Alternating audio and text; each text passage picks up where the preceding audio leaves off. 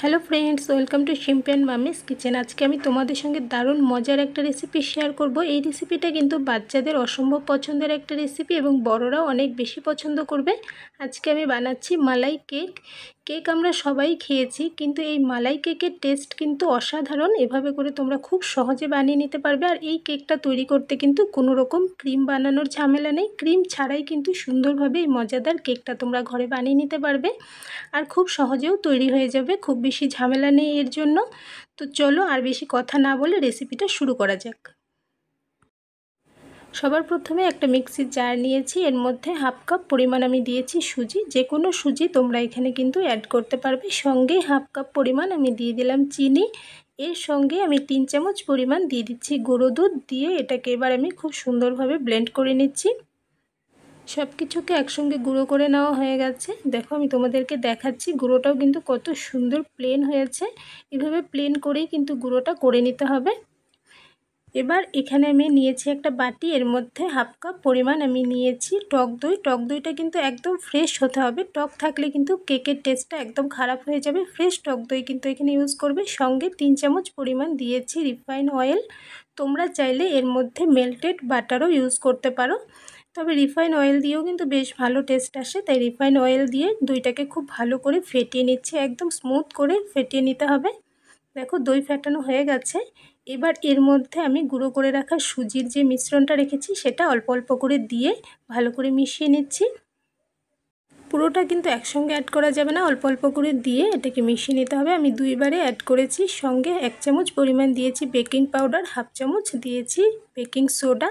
দিয়ে ভালো করে একটু মিশিয়ে নিচ্ছি। দেখো এটা বেশ থিক মনে হচ্ছে। এর মধ্যে এবার আমি অ্যাড করছি লিকুইড দুধ। এখানে আমি 3 চামচ পরিমাণ লিকুইড দুধ অ্যাড করেছি। আর এই মিশ্রণটা কিন্তু খুব বেশি পাতলা হলে কেকটা একদমই ভালো হবে না, সেই অনুযায়ী এর মধ্যে কিন্তু দুধ অ্যাড করবে।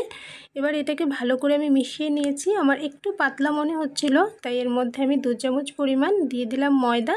তোমাদের মিশ্রণটা যদি বেশ ঠিক হয় সেক্ষেত্রে কিন্তু ময়দা অ্যাড করার কোনো প্রয়োজন নেই। এখানে ময়দা দিয়ে ভালো করে মিশিয়ে নিয়েছি। কেকের ব্যাটারটা কিন্তু এদিকে রেডি হয়ে গেছে। দেখো এর থিকনেসটা বেশ অনেকটাই কিন্তু ঘন। এর মধ্যে এবার আমি ভ্যানিলা ফ্লেভার অল্প অ্যাড করলাম, করে এটাকে ভালো করে আবারও একটু মিশিয়ে নিচ্ছি। ব্যাটারটা এখানে আমার একদম রেডি হয়ে গেছে।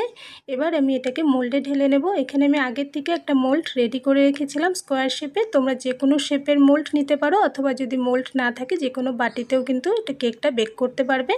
মোল্ডে আমি একটু বাটার লাগিয়ে উপর থেকে বাটার পেপার লাগিয়ে দিয়েছিলাম। এবার এর মধ্যে আমি কেকের ব্যাটারটা পুরোটাই ঢেলে দিচ্ছি।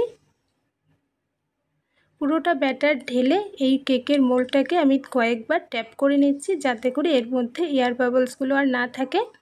এবার এদিকে আমি আগের থেকে একটা কড়াই বসিয়ে রেখেছিলাম। কড়াইটা কিন্তু বেশ গরম হয়ে গেছে। আর এর মধ্যে আমি রেখেছি একটা স্ট্যান্ড। তোমরা যে কোনো স্ট্যান্ড এর মধ্যে রাখতে পারো, তোমাদের কাছে যা অ্যাভেলেবেল হবে। এই স্ট্যান্ডটার উপরে আমি কেকের বাটিটা বসিয়ে এটাকে আমি 45 থেকে 50 মিনিট একদম লো আঁচে বেক করে নিচ্ছি ঢাকা দিয়ে। এদিকে দেখো প্রায় 50 মিনিট হয়ে গেছে, ঢাকনাটা খুলে নিয়েছি। কালারটা দেখেছো কেকের কত সুন্দর এসেছে।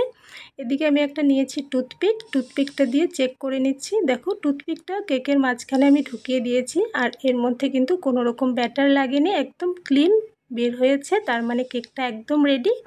এবার কেকটাকে আমি নামিয়ে নিচ্ছি। কেকটাকে নামিয়ে নিয়েছি। এবার এর উপর থেকে একটা নেট দিয়ে আমি এভাবে করে ঢেকে রেখে দিচ্ছি ঠান্ডা হয়ে যাওয়ার জন্য। কেকটা যতক্ষণ ঠান্ডা হচ্ছে ততক্ষণে এদিকে আমি কেকের মালাইটা তৈরি করে নেব। তার জন্য এখানে হাফ লিটার লিকুইড মিল্ক গরমে বসিয়েছি। এর মধ্যে আমি 3 টেবিল স্পুন পরিমাণ গুঁড়ো দুধ অ্যাড করে দিলাম। দিয়ে ভালো করে নেড়ে চেড়ে দুধটাকে কিছুক্ষণ জাল করে নিচ্ছি। আর গুঁড়ো দুধ দেওয়ার কারণে কিন্তু খুব তাড়াতাড়ি দুধটা ঘন হয়ে আসবে। আর এই মালাইটা তৈরি করতে কিন্তু খুব বেশি সময় লাগে না, ঝটপট এটা তৈরি হয়ে যাবে। এর মধ্যে এবার আমি 2 চামচ পরিমাণ দিয়ে দিলাম চিনি। চিনিটা তোমাদের টেস্ট অনুযায়ী তোমরা কম বেশি করে নেবে, যে যেমন মিষ্টি খেতে পছন্দ করো সেই অনুযায়ী চিনি দিয়ে নেবে।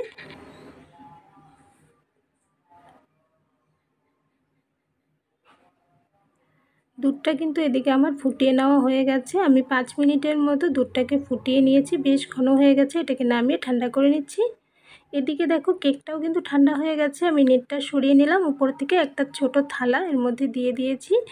আর এরকম টাইপের তোমরা বাসন নেবে যাতে করে এর মধ্যে যখন দুধটা ঢালবে সুন্দরভাবে এর মধ্যে থাকে, সেরকম একটু গর্ত দেখে বাসন নেওয়ার চেষ্টা করবে। কেকের মোল্ডটার থেকে আমি কেকটা খুব সহজে কিন্তু বের করে নিলাম, উপর থেকে বাটার পেপার উঠিয়ে নিয়েছি। আর দেখো কেকের সাইড থেকে এবং পেছন থেকে দেখো কত সুন্দর স্পঞ্জি হয়েছে, দেখেই বুঝতে পারছো। এবার একটা টুথপিক নিয়েছি, টুথপিক দিয়ে পুরো কেকটার মধ্যে কিন্তু এভাবে করে দেখো ফুটো করে দিচ্ছি, তাতে করে এর উপর থেকে যখন আমি মালাইটা ঢালবো তখন কিন্তু খুব সুন্দরভাবে কেকের ভেতর পর্যন্ত যাবে। এদিকে দেখো পুরো কেকটার মধ্যে আমি এভাবে করে ফুটো ফুটো করে নিয়েছি। উপর থেকে যে দুধটা আমি জাল করে ঘন করে রেখেছিলাম সেই দুধটা দিয়ে দিচ্ছি। পুরো দুধটা আমি দিয়ে দিলাম।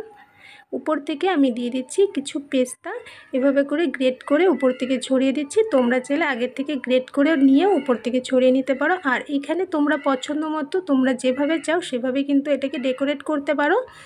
আমি উপর থেকে অল্প পেস্তা আর অল্প কাজু এভাবে করে গ্রেট করে ছড়িয়ে দিচ্ছি, দেখতে বেশ ভালো লাগছে।